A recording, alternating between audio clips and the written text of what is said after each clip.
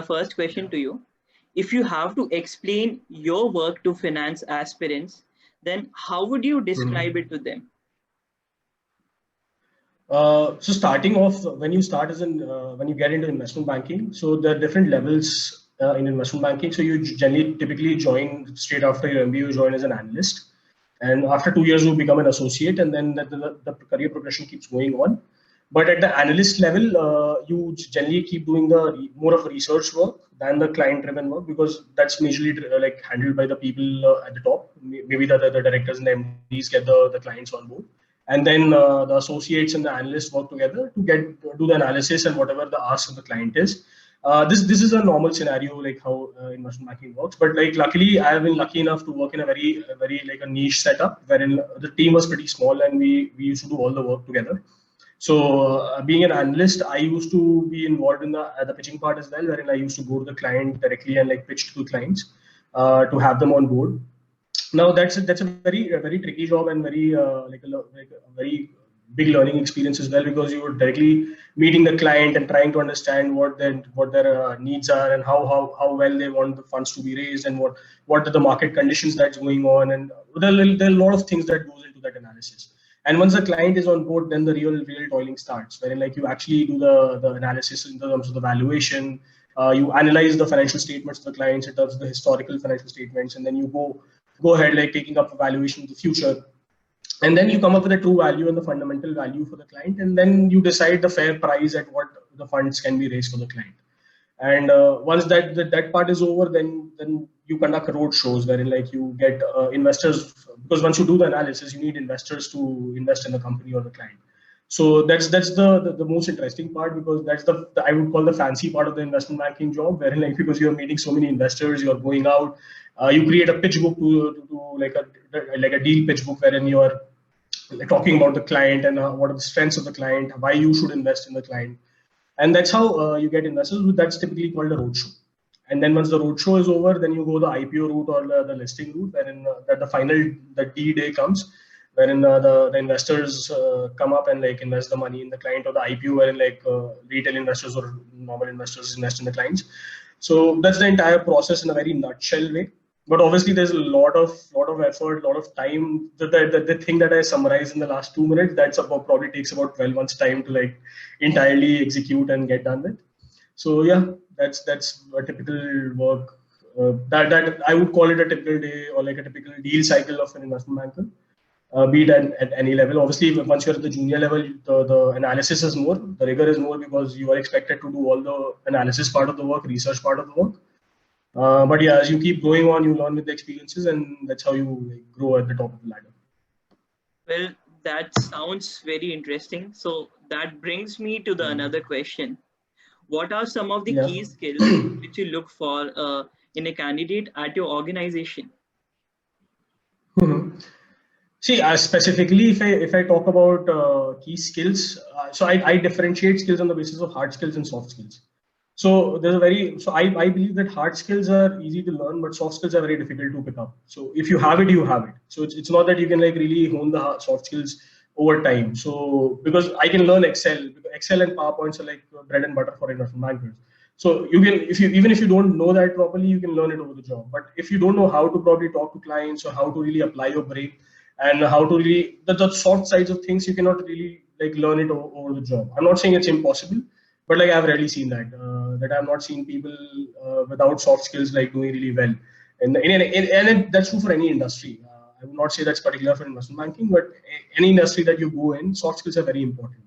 So even if a candidate is lacking on the hard skills part, probably I would, if the candidate is impressive enough and if they have the required soft skills, I would definitely like go for a candidate with the required smartness and in terms of soft skills, rather than like the candidate with good hard skills.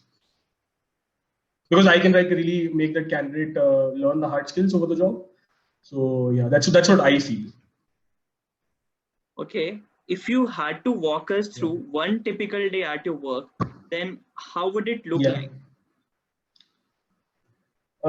So it really depends on the deal cycle that you are in.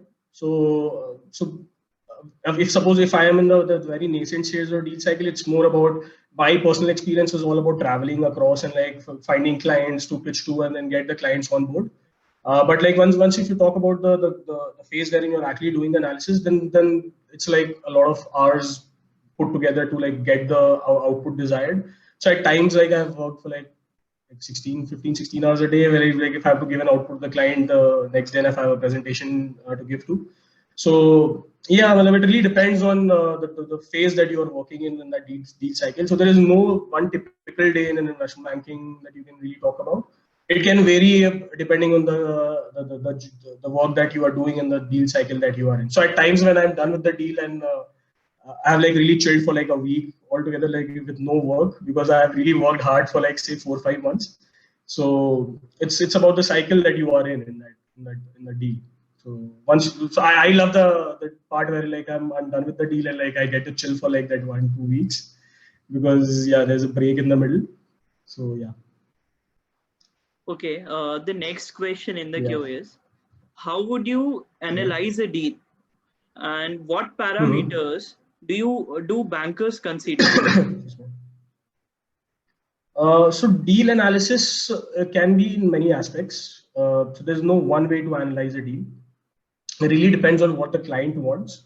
So on a typical basis, if I'm analyzing a deal, so the first part that you do is, be it on the debt side or the equity side, you would come up with a fair value, like wherein you come up with the valuation. So what you do is you take all the possible informations from the client and like all the historical. Basically, you come up with a valuation. This is the historical information, and then you ask a lot of questions to the client. The right questions are very important, like because the valuation that we are talking about is some point in the future, and that future really depends on what the management wants out of the company.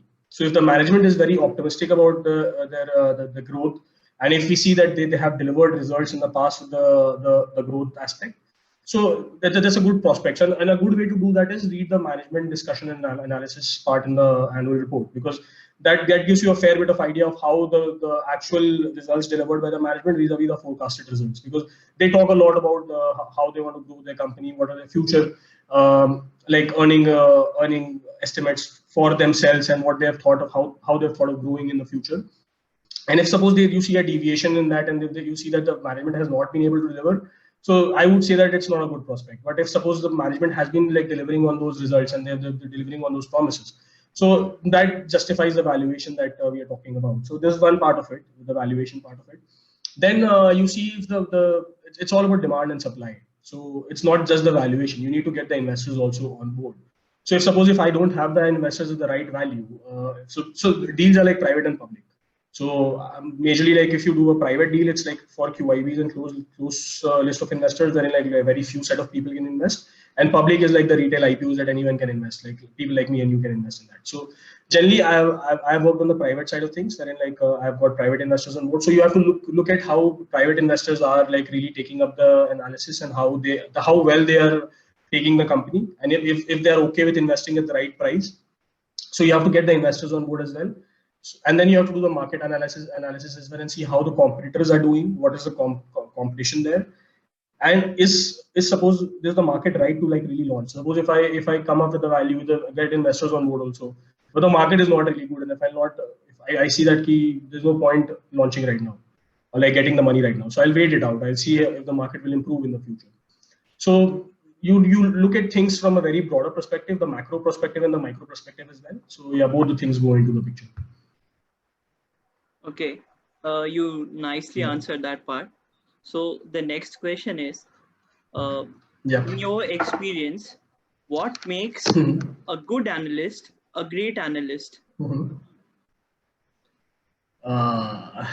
Okay, so as I was talking about the soft skills and the hard skills, so very important part, like when I joined in and my boss used to tell me this, like my first boss. So there are two things to a problem, right?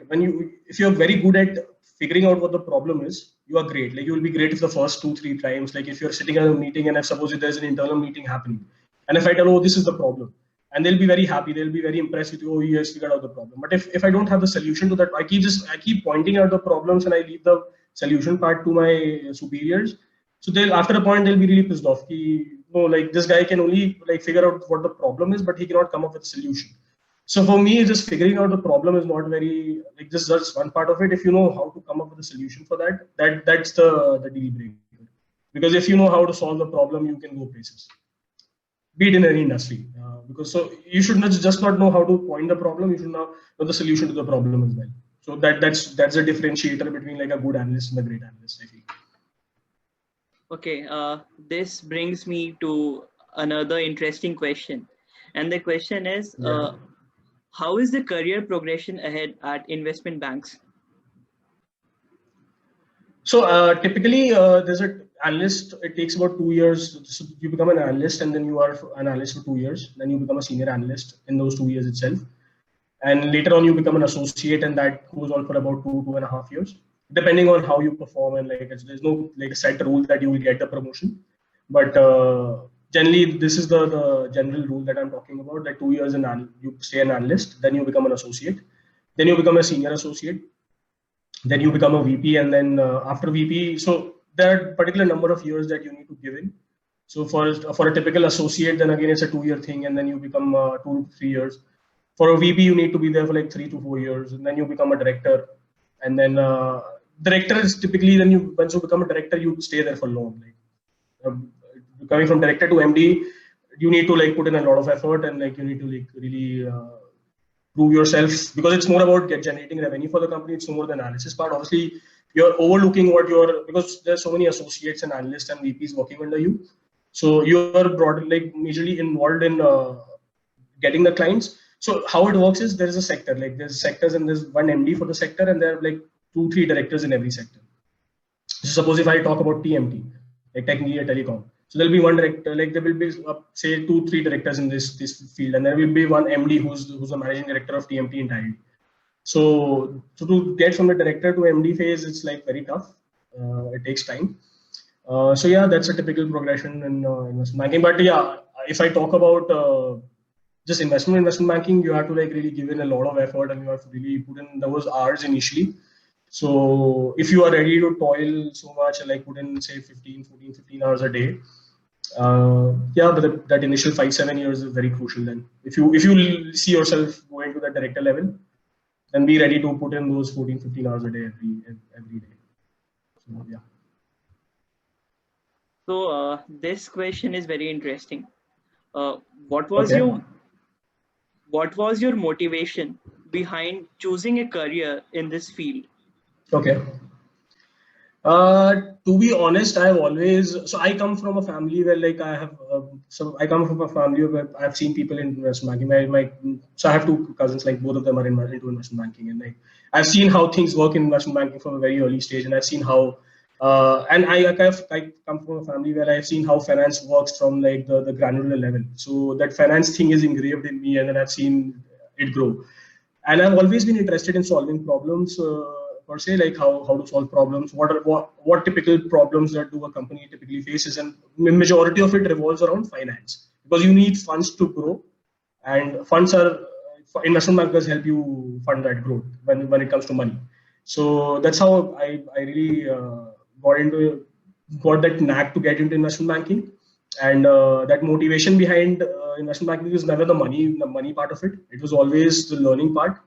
Like I'll not lie, obviously money is important, but for me learning is more important, and I feel that I went with my hunch, and I'm happy that I'm happy where I am right now with how things have spanned out, because you learn so much on field. Because once you what you do in classes and what you learn like theoretically is completely different from what you probably apply in your practical life. So say if you're doing evaluation in a classroom, vis-a-vis what you do in like a day-to-day job is completely different.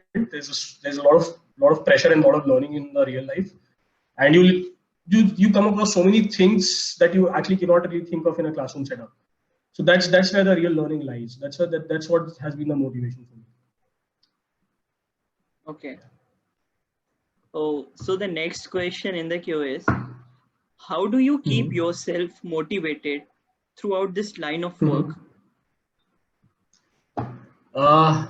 Honestly, it's very difficult. So to be honest, at one point I was really sick of taking those flights and like just like traveling Monday to Friday and coming back home on a weekend and just staying at home on weekends. And because I practically, when you are in the front end side, you are doing that all the time. And typically that same applies for consultants as well.